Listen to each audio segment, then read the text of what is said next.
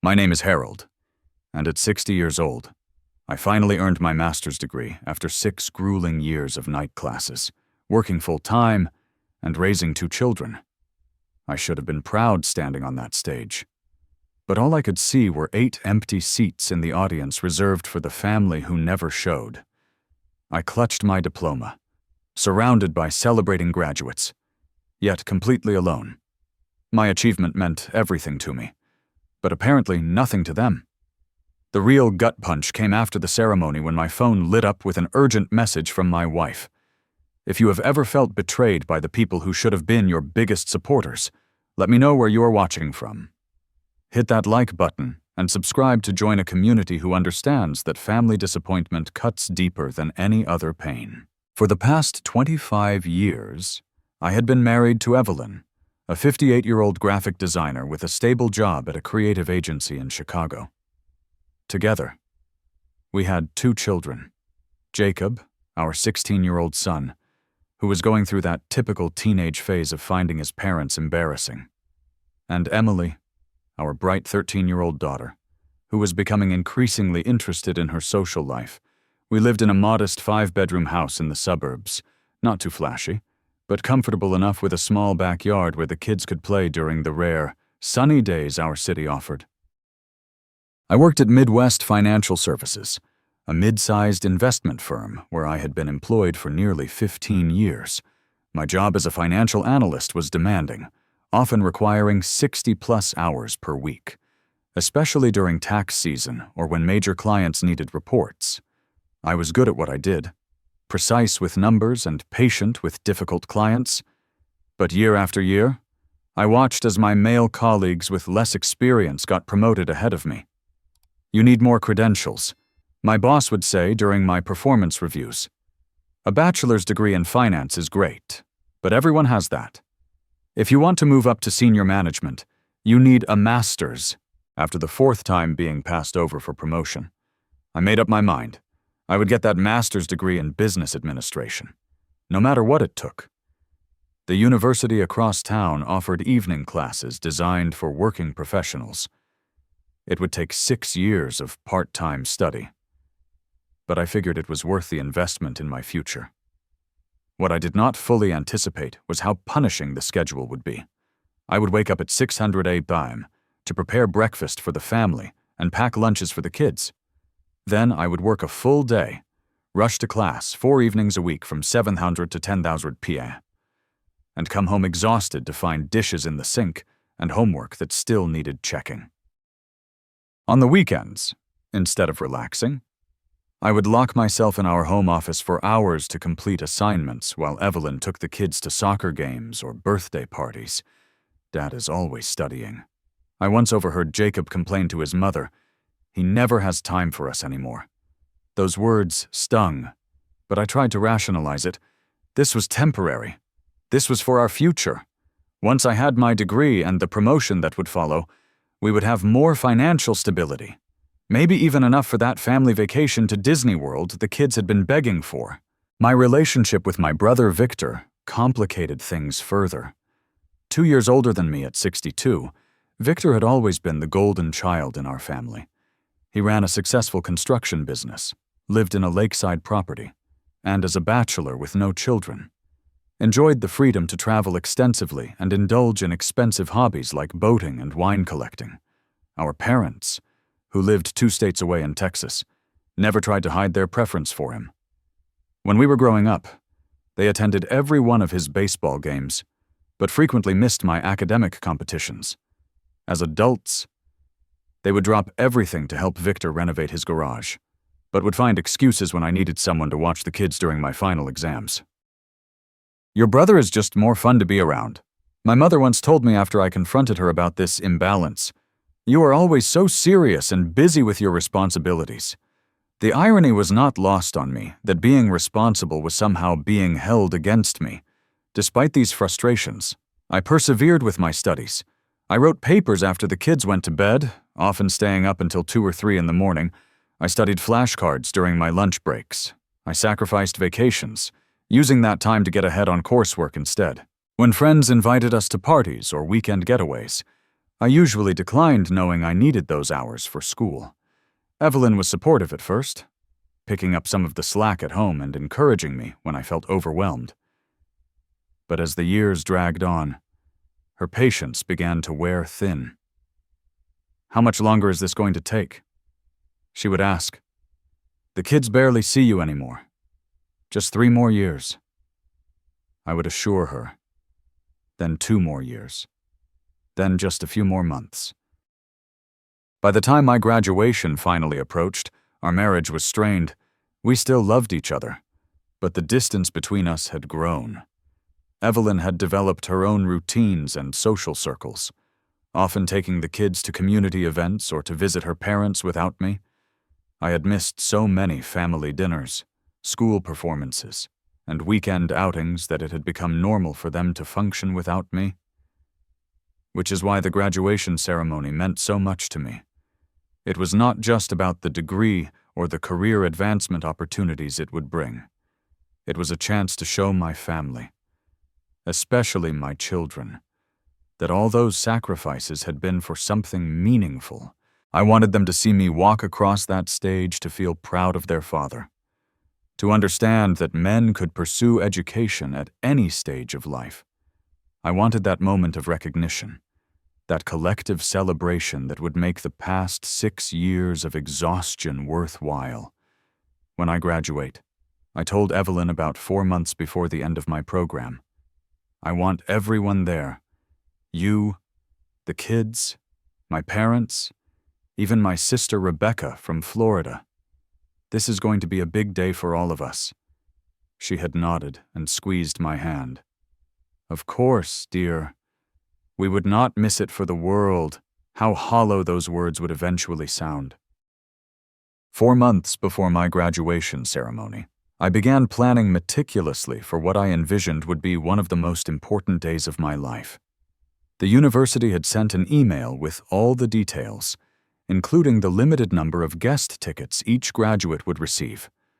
I immediately requested the maximum allocation of 8 tickets, 1 each, for Evelyn, Jacob, Emily, my mom, my dad, and my sister, Rebecca.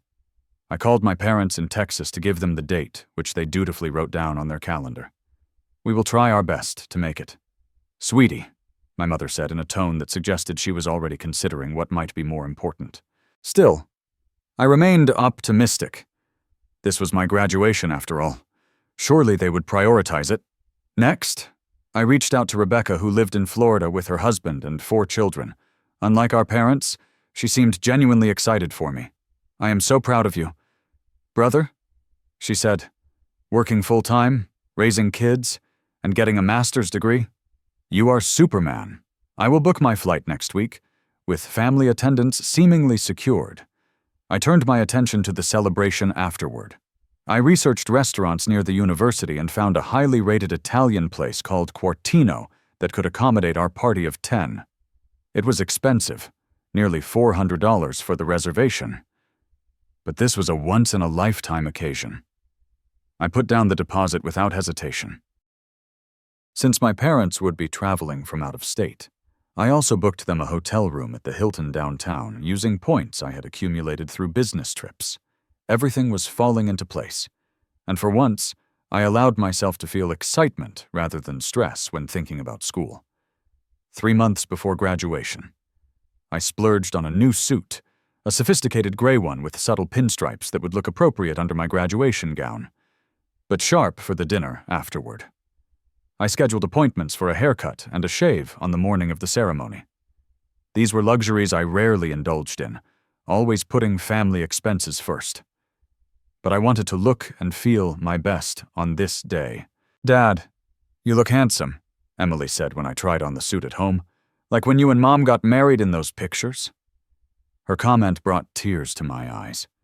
I could not remember the last time I had dressed up for anything other than a work function. The daily grind of juggling responsibilities had left little time for personal vanity.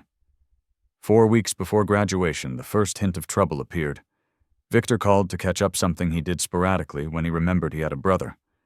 After asking perfunctory questions about my studies, He dropped a bombshell. By the way, I am throwing a massive barbecue at my place on June 20th. I just installed a new outdoor kitchen and want to break it in.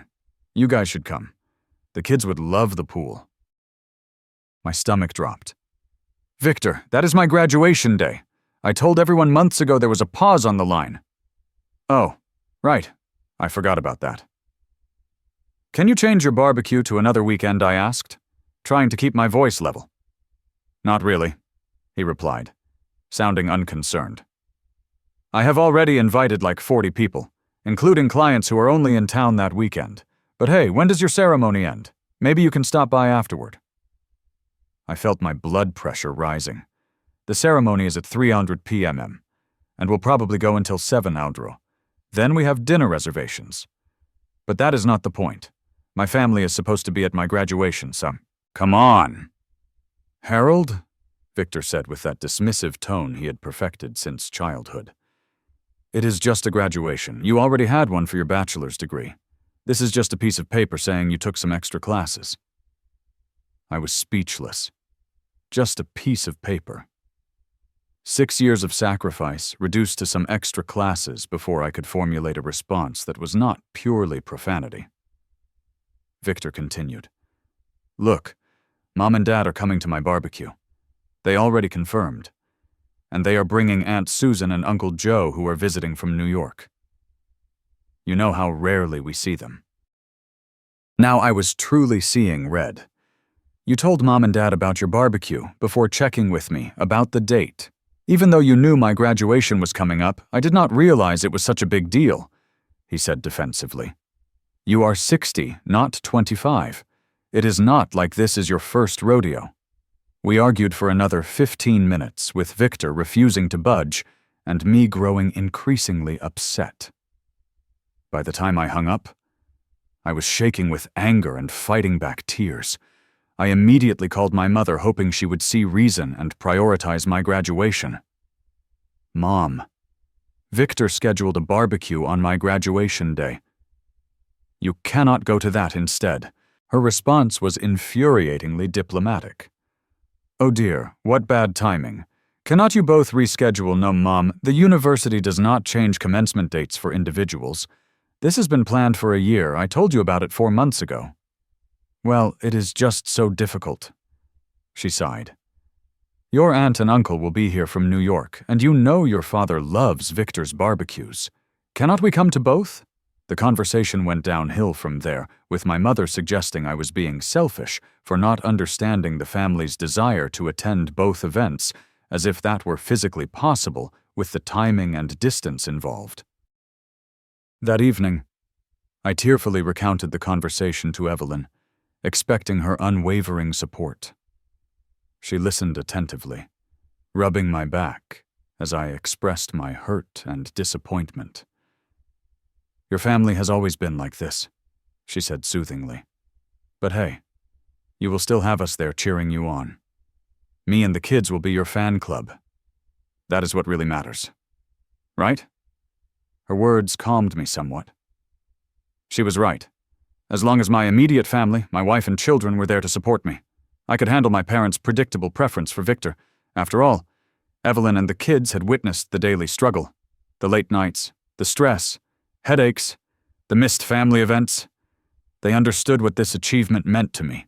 Promise me you 3 will be there, I said, looking into her eyes. No matter what, I promise. Harold replied, kissing my forehead. Nothing could keep us away. I wanted desperately to believe her. The day before graduation arrived with a flurry of last-minute preparations. I picked up my cap and gown from the university bookstore, carefully hanging them in our bedroom. I polished my best shoes, a pair of black loafers that were professional yet comfortable enough to walk across a stage without stumbling. I charged my phone and camera to ensure I could capture plenty of memories. My excitement was tinged with anxiety. Despite Evelyn's assurances, I could not shake the feeling that something would go wrong. I had received a formal email from my parents 3 days earlier explaining in overly polite language that they would be attending Victor's barbecue instead of my graduation. They promised to take me to dinner the next time they were in town to celebrate. I had read the email once, then deleted it without responding. Rebecca had also backed out, calling with genuine regret in her voice to explain that her youngest had come down with the flu, making travel impossible. I understood her situation completely, but it still added to my growing sense of abandonment. "At least I still have you three," I said to Evelyn as we prepared dinner that evening. She nodded distractedly, focused on her phone. I noticed she had been texting frequently throughout the day, but thought nothing of it until my own phone rang. It was my mother. "Harold. I just wanted to call and see if the kids are still coming to Victor's tomorrow. He is setting up games for all the children, and Emily and Jacob are on his list. I nearly dropped the pot of pasta I was draining." "What? No, Mom. The kids are coming to my graduation with Evelyn." "Oh," she sounded confused. "Victor said Evelyn mentioned bringing them to the barbecue. There will be several families there with children their age, and Victor hired a lifeguard for the pool. They would have much more fun than sitting through a long ceremony." My hands were shaking as I set down the pot and stepped away from the stove. I looked at Evelyn, who was suddenly very interested in chopping vegetables.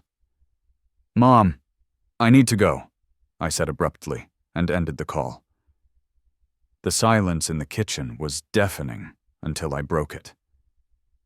"Evelyn, why does my mother think you and the kids are going to Victor's barbecue tomorrow?" She would not meet my eyes. I might have mentioned to Victor that the kids were asking about the party. They heard about the pool and the games from their cousins. And you told him you were bringing them without discussing it with me first. Evelyn finally looked up her expression, a mixture of guilt and defiance. "Harold, be reasonable. The ceremony is going to be 4 hours of sitting quietly while hundreds of names are called. The kids will be bored out of their minds. So instead of teaching them about supporting family and celebrating achievements, you are teaching them that fun always comes first." My voice was rising despite my efforts to stay calm. This graduation represents 6 years of sacrificing time with them to build a better future for us. Do you not think it is important for them to see that hard work pays off? Evelyn sighed heavily. "Of course, I do, but the kids really want to go to the barbecue. Jacob has been talking non-stop about swimming with his cousins, and Emily heard that her friend Jasmine from soccer will be there. Victor invited her whole family." "So, what are you saying?" I asked, though I already knew the answer, "that you want to take our children to a barbecue instead of watching their father graduate with honors." "Cannot we compromise?" Evelyn suggested, her tone irritatingly reasonable. "Maybe I take the kids to the barbecue and we meet you at the restaurant afterward to celebrate. Or I could come to the ceremony alone and pick you up after dropping the kids at Victor's." I stared at her in disbelief. "Do you hear yourself? This is not about negotiating a business deal. This is about being there for me on one of the most important days of my life. You are being dramatic," Evelyn muttered. "It is just a graduation ceremony. Just a graduation ceremony." The exact words Victor had used. As if my accomplishment was trivial, a minor inconvenience in their social calendars. 6 years. "Evelyn," I said, my voice quivering. 6 years of missing bedtimes, of studying until 200 a.m., of using every vacation day for exams instead of family trips. 6 years of you complaining about my absence, of the kids feeling neglected, of me carrying guilt on top of exhaustion, and now that it is finally over, now that I want one day, just one single day of recognition and support. You are all too busy with a barbecue.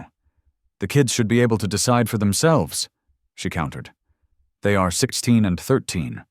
Of course, they would choose a pool party over a graduation ceremony. That is why parents make decisions based on values, not on what is more fun." The argument escalated from there. Jacob and Emily came downstairs, drawn by our raised voices. When they realized what we were fighting about, they predictably sided with their mother. Jacob declaring that only nerds care about graduation ceremonies, and Emily tearfully asking why I wanted to ruin their fun. I went to bed that night without eating dinner, too upset to stomach food. Evelyn slept on the couch, a rare occurrence in our marriage. As I lay awake staring at the ceiling, I wondered how we had reached this point. How had my family become so disconnected from my life, so dismissive of my achievements? The irony was painful. I had pursued this degree primarily for them to provide a better lifestyle, to be a role model of determination at warrior. Yet, they could not give me a single afternoon of support in return. I cried silently into my pillow, mourning not just tomorrow's inevitable disappointment, but something deeper, a fundamental misalignment in how my family and I valued each other's lives. Sleep evaded me until the early hours of the morning, my graduation outfit hanging like a ghost in the corner of the bedroom, a symbol of tomorrow's empty celebration. I woke up disoriented after just a few hours of restless sleep. For a moment, I forgot about the previous night's argument, my mind automatically shifting into graduation day excitement.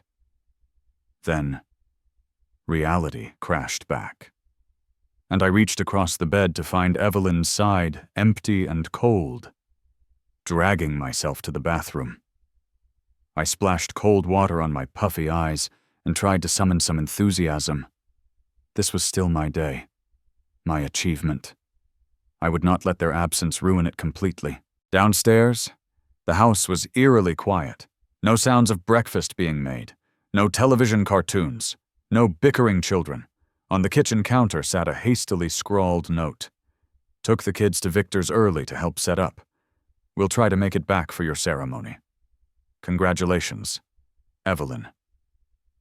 The note felt like a physical blow. Not even a proper goodbye. Just an afterthought. I crumpled it and threw it in the trash, then made myself a cup of coffee with trembling hands. The clock read 10:00 a.m. My haircut appointment was at 11:00. The ceremony began at 3:00 p.m., with graduates required to arrive by 2:00 for lineup and instructions. Despite the hollow feeling in my chest, I forced myself to follow the day's schedule. The barber commented on my subdued mood, but professionally avoided prying when I did not engage in the usual chit-chat.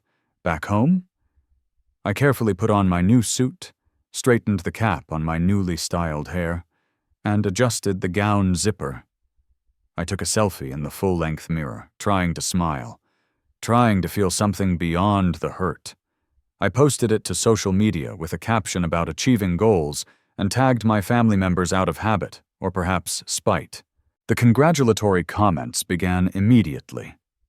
Co-workers, distant relatives, old high school friends, all expressing pride and excitement. Everyone except those who mattered most. I texted Evelyn before leaving the house. I am heading to the ceremony now. Are you still planning to come? 3 dots appeared, disappeared, then reappeared. Finally, Jacob took a bad fall while running around the pool. Nothing serious, but lots of tears. Might be late. Save us seats if you can. I did not bother responding. Seats were assigned by graduate name with family seating general admission. There were no seats to save. Evelyn knew this had read the information packet I had left prominently on the kitchen counter for weeks. Her message was just another flimsy excuse, another way to soften the blow of their impending absence. The drive to the university was a blur. I parked in the crowded garage and made my way to the auditorium where graduates were gathering. Around me, fellow students greeted family members, posed for photos, received flowers and hugs. I kept my head down, focusing on finding my place in the alphabetical lineup. My phone buzzed with messages of encouragement from Mark, my closest work friend, and from Professor Smith, my favorite instructor, who had written my recommendation letter for a senior analyst position I had applied for. Their words were kind, but only emphasized the silence from my family. The graduates processed into the main hall to pomp and circumstance an ocean of identical black gowns and square caps. From the stage, I scanned the audience irrationally, hoping to spot Evelyn and the kids slipping in late. The ceremony began with speeches from the university president, the dean, and a successful alumni who spoke about perseverance and work-life balance, words that felt like they were directed specifically at me. When my department was called, I rose with my row and waited for my name. In those moments of anticipation, I made a decision. I would enjoy this moment for myself, not for anyone else. I had earned this. Harold James Thompson, Master of Business Administration with honors. I walked across the stage with my head high, shook the dean's hand, accepted my diploma case, and moved the tassel on my cap from right to left. There was polite applause, the same as for every other graduate. No distinctive cheers, no special whistles or calls of my name. Just the anonymous recognition of strangers witnessing another stranger's milestone. After returning to my seat, I felt oddly calm. The hurt was still there, but it had crystallized into something harder, something that felt like resolve.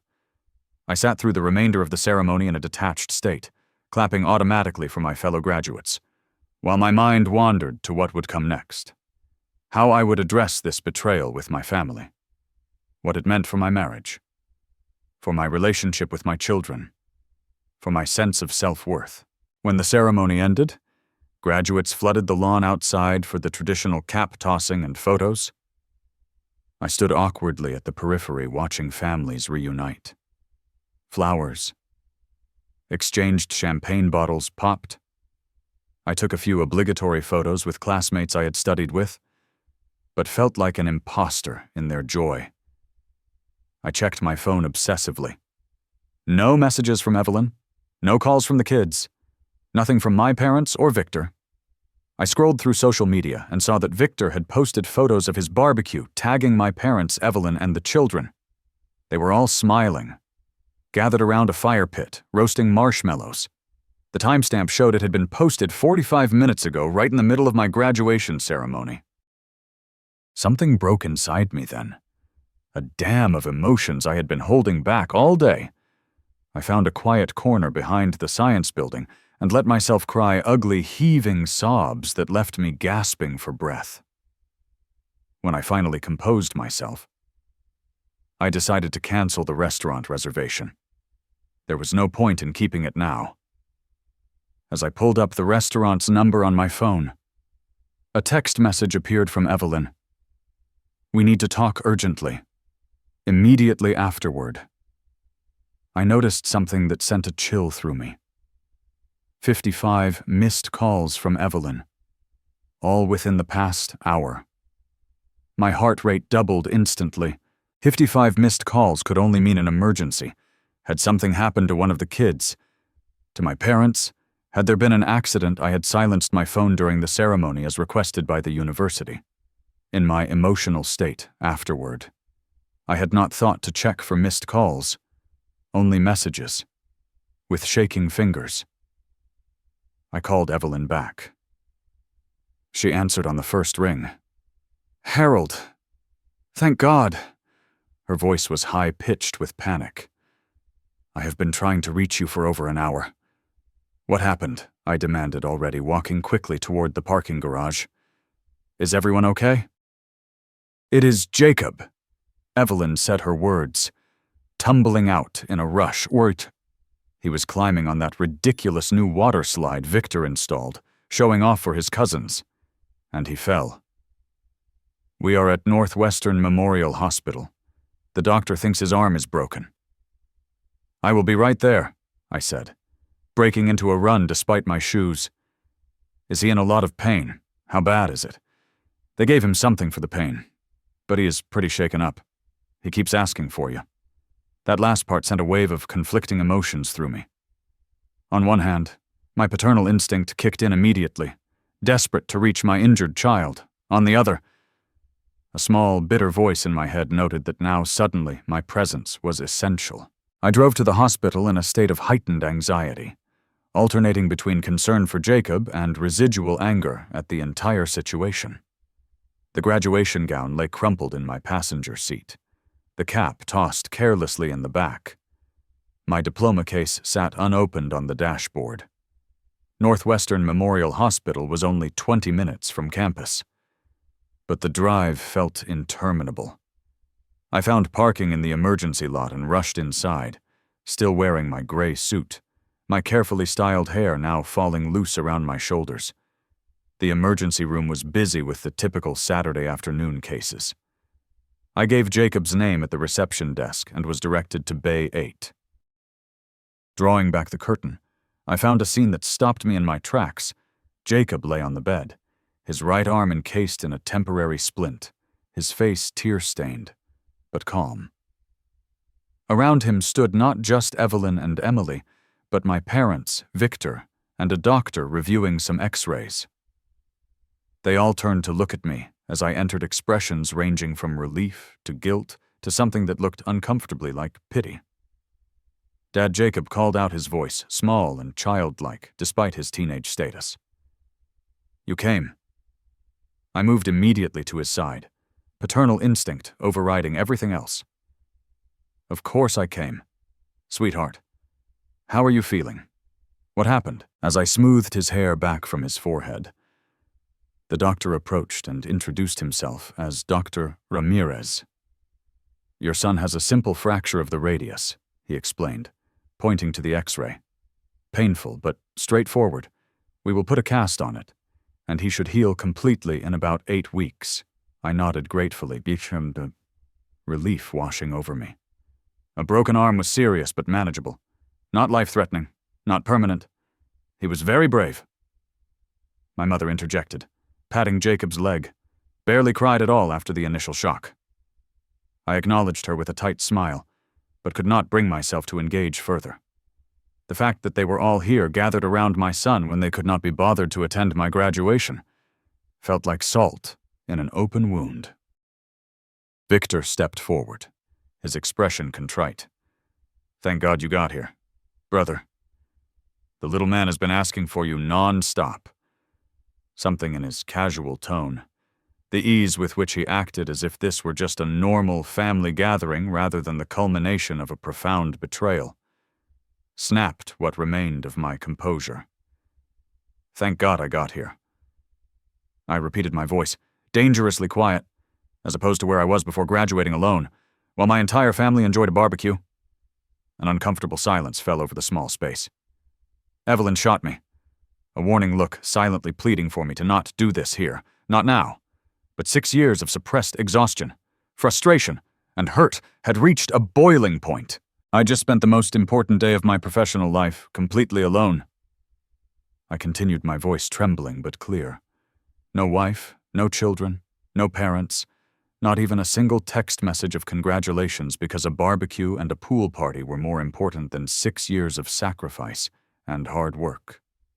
"Harold, my father," began his tone. Placating this is hardly the time or place. When would be a better time? "Dad," I asked. Tears threatening again when I am back to being invisible. When I am back to being the responsible one who never gets acknowledged. When I am back to putting everyone else first while none of you can spare a single afternoon for me. My mother looked genuinely confused. "Honey, we did not realize it meant this much to you. It is just a ceremony." "Just a ceremony," I repeated hollowly.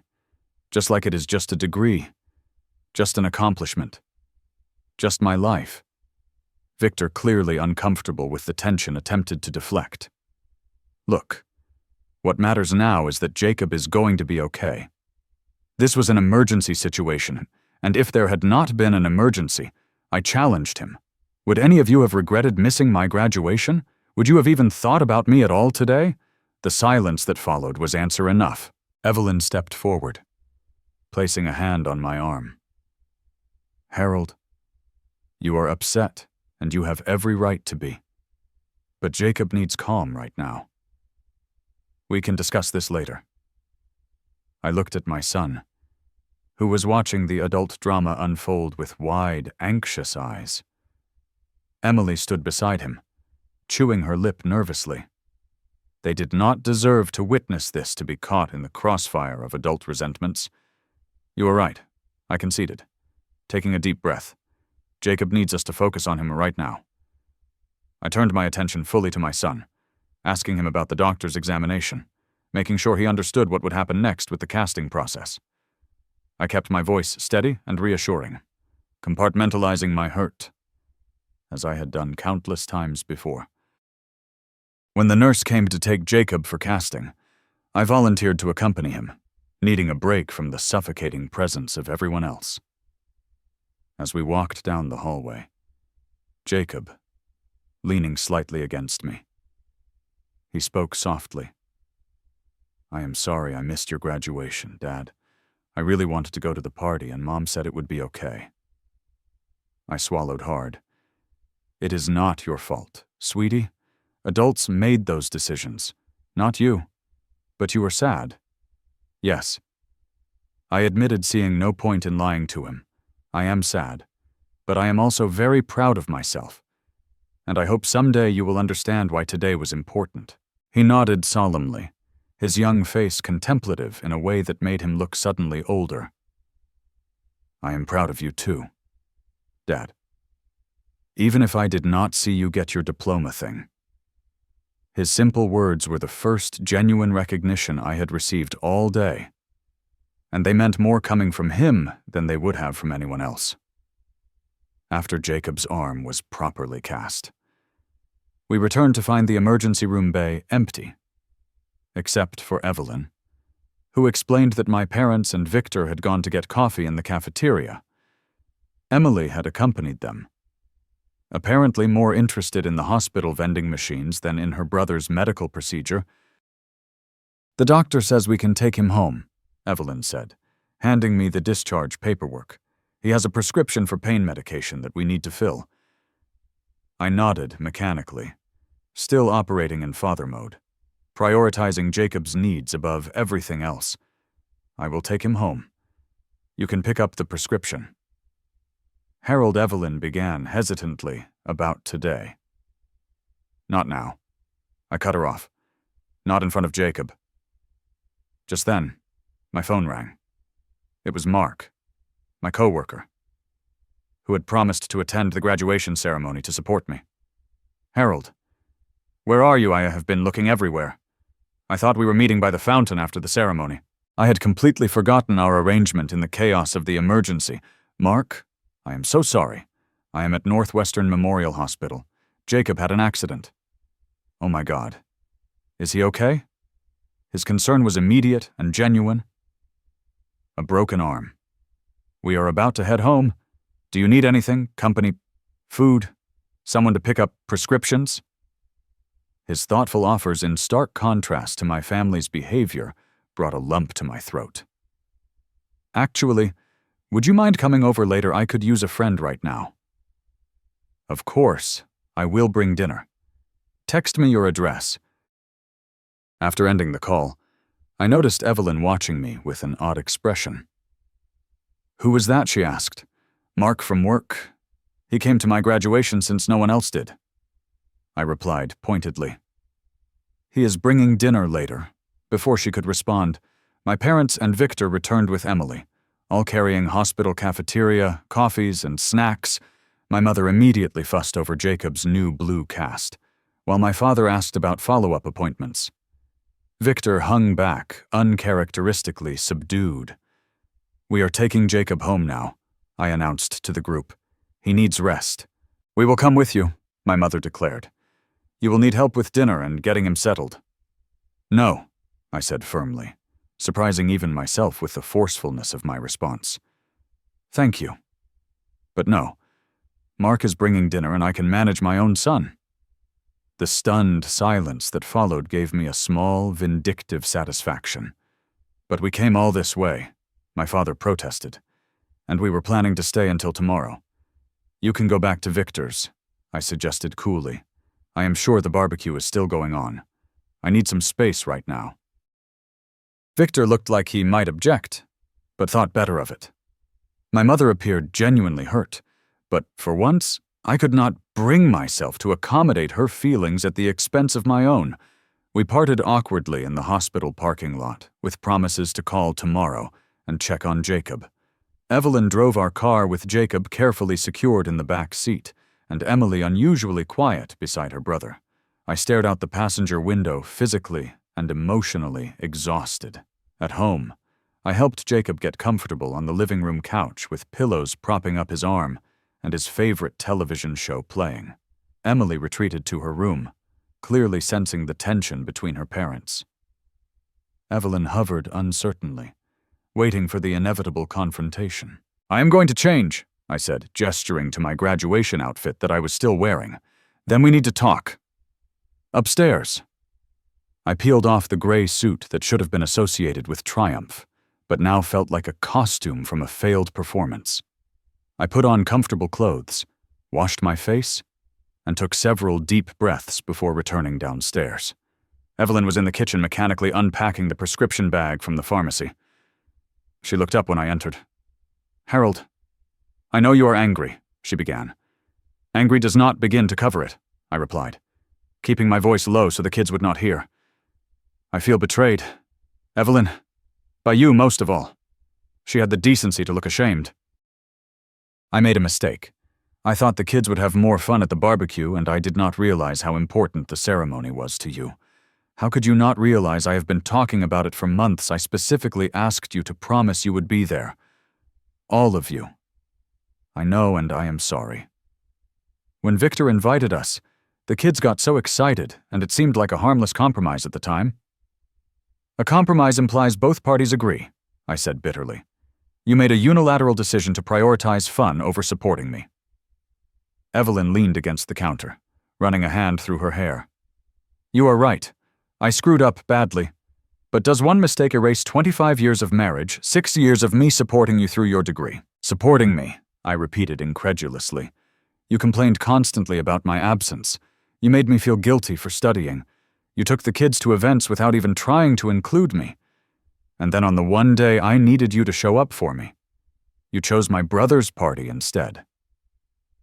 "That is not fair," she protested. "I have been juggling work and childcare and house maintenance while you were in class 4 nights a week. I have been supportive in ways you do not even see. And I have been working full-time while studying nights and weekends for 6 years to build a better future for our family." I countered, "We have both made sacrifices. Evelyn, the difference is that I would never ever have missed an important milestone in your life." The truth of that statement hung between us. Evelyn knew I was right. For all her complaints about my absence, I had always shown up for her important moments, rearranging my study schedule, missing classes if necessary. "What do you want me to do?" she asked finally. "How do I fix this?" I shook my head slowly. "I do not know if you can fix it immediately. I need time to think about what this means for us, about whether I can trust you to value me and my accomplishments. Are you saying you want a separation?" Alarm crept into her voice. "No," I clarified. "I am saying I need space to process what happened today. I am going to stay at the hotel I booked for my parents just for a week. I need to clear my head. A week, Harold, be reasonable. Jacob has a broken arm. He needs his father. Jacob has a mother who apparently is perfectly capable of making decisions without consulting me," I replied sharply. "He will be fine for a few days with you in charge. I will check in on him daily and come back if there are any complications." Evelyn looked like she wanted to argue further, but seemed to realize she was in no position to deny me this request. "When will you leave?" "After Mark brings dinner and I explained things to the kids. I will pack tonight and leave in the morning." As if on cue, the doorbell rang announcing Mark's arrival. He brought not only dinner as promised, but also a graduation gift. A beautiful leather portfolio embossed with my initials and a card signed by several co-workers. "We are so proud of you," he said, hugging me tightly. "You worked so hard for this." His simple acknowledgement brought fresh tears to my eyes. This was all I had wanted from my family. This basic recognition of my achievement. After dinner, while Mark helped Evelyn clear the dishes, I sat with both children to explain my temporary absence. I reassured Jacob that I would check on him every day and that I was not leaving because of his accident. I just need some quiet time to think. I told them. Sometimes adults need space just like you do when you get overwhelmed. Emily, more perceptive than I had given her credit for, asked directly, "Is this because we missed your graduation?" Partly I admitted not wanting to lie to them. I was very hurt by that. But this is more about me needing to figure out what I want going forward. It is not a punishment for anyone. It is just something I need. To my surprise, both children accepted this explanation with minimal protest. Perhaps they sensed the depth of my hurt, or perhaps they were simply exhausted by the day's events. Either way, they hugged me goodnight with extra fierceness, as if already missing me. The next morning, I packed a small suitcase and drove to the downtown hotel. Checking into the room I had originally reserved for my parents, the irony was not lost on me. As I settled into the quiet space, I felt a strange mixture of grief and liberation. For the first time in years, I had put my own needs first. The guilt I had expected to feel was surprisingly absent, replaced by a newfound sense of self-respect. Over the next few days, I received a flurry of apologetic texts and calls. My parents left a tearful voicemail admitting they had been thoughtless. Victor sent an elaborate flower arrangement to the hotel with a card acknowledging his selfishness. Evelyn called every evening, her tone increasingly desperate as she realized I was serious about this time apart. I spent the week reflecting on my relationships, my career goals, and what I wanted from the next phase of my life. I visited Jacob daily, bringing small gifts and helping him adapt to one-armed living. I had lunch with Emily at her school, reassuring her that family challenges were normal and resolvable. I spoke with my boss about the senior analyst position, which had been unofficially offered to me upon completion of my degree. By the end of the week, I had reached several important conclusions.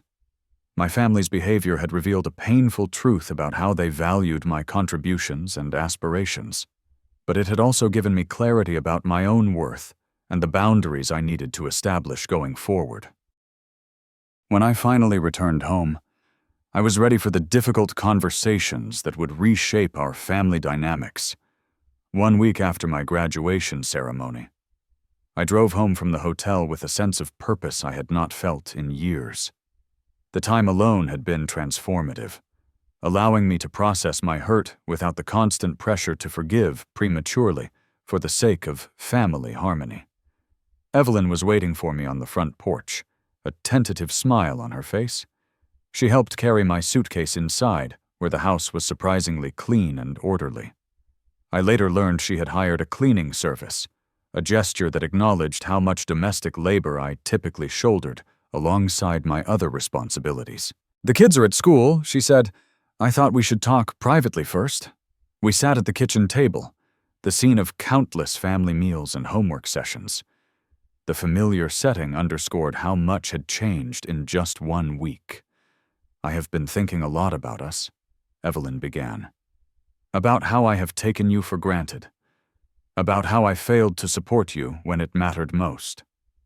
I nodded, appreciating her directness. "I have been thinking too about what I need from this marriage going forward. Tell me," she said.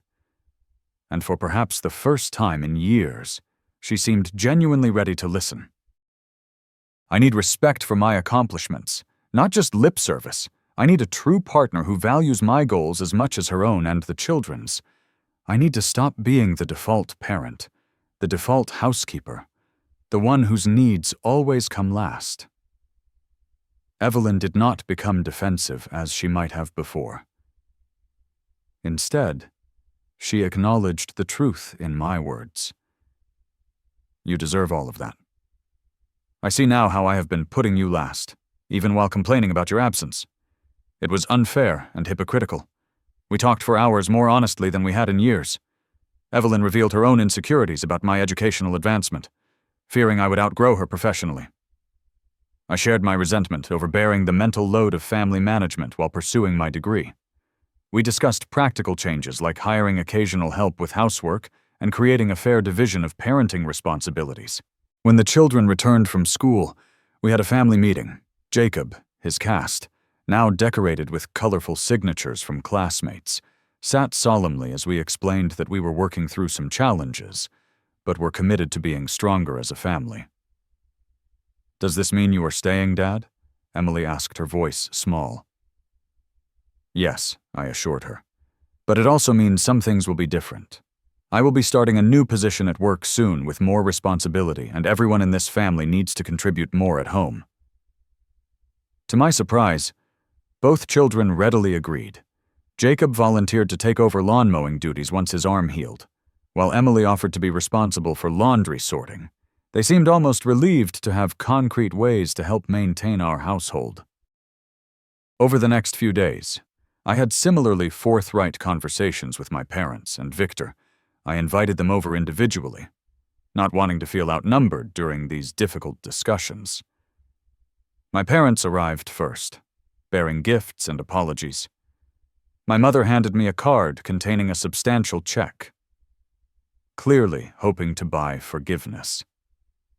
I returned it to her gently but firmly. "This is not about money," I explained. "This is about recognizing a pattern that has existed my entire life.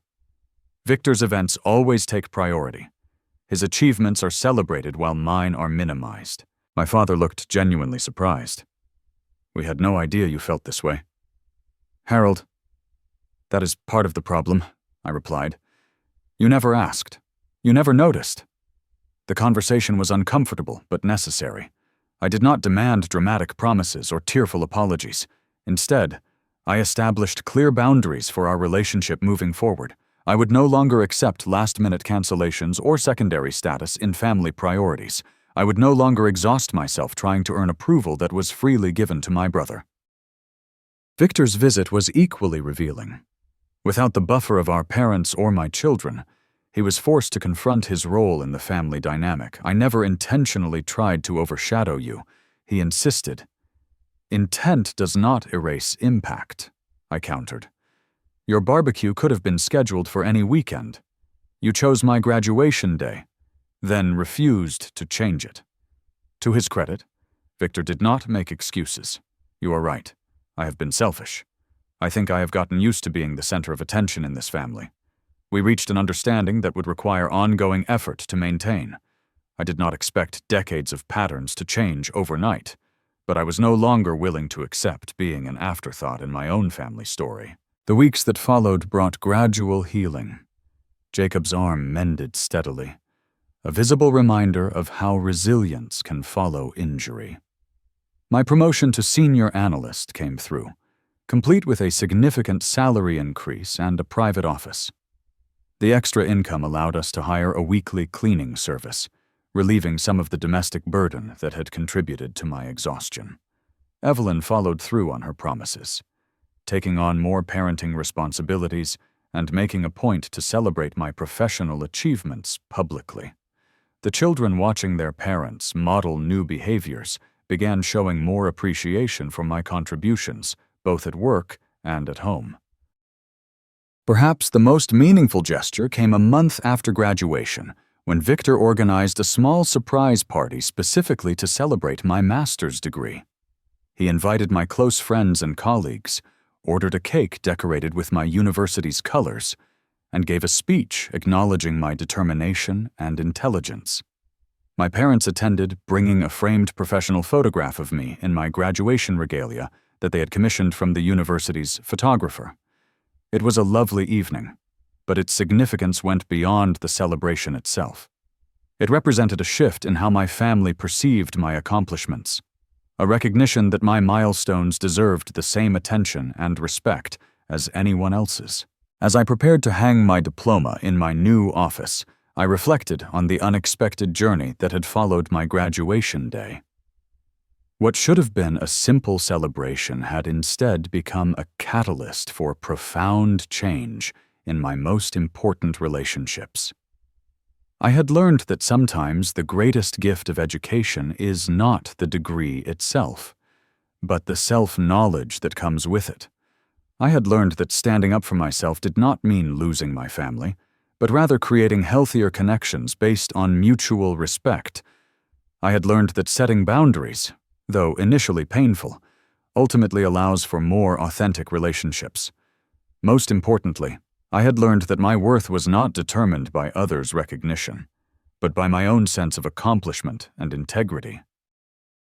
The empty seats at my graduation had initially felt like rejection, but they had ultimately led to a fuller understanding of my own value and the courage to demand that others recognize it. 2. Sometimes the deepest wounds lead to the most significant growth. Have you ever had to stand up for yourself with family members who took you for granted? How did you handle it? Share your experience in the comments below. And do not forget to like and subscribe for more stories about navigating family dynamics and finding your voice. Thank you for listening to my journey, and remember that your achievements deserve celebration, even if you have to be your own biggest cheerleader sometimes. Reflecting on Harold's story, it is clear that each character represents a facet of human relationships. Harold, the resilient old man, embodies determination and self-worth. Pushing through years of sacrifice at 60 to achieve his dreams. Evelyn, his wife, starts as somewhat dismissive but grows into a true partner, showing that change is possible with honest communication. The children, Jacob and Emily, highlight how innocence can be swayed by immediate fun, yet they learn the value of family support. Victor, the favored brother, illustrates selfishness born from privilege, but his eventual gesture of the surprise party reveals potential for redemption.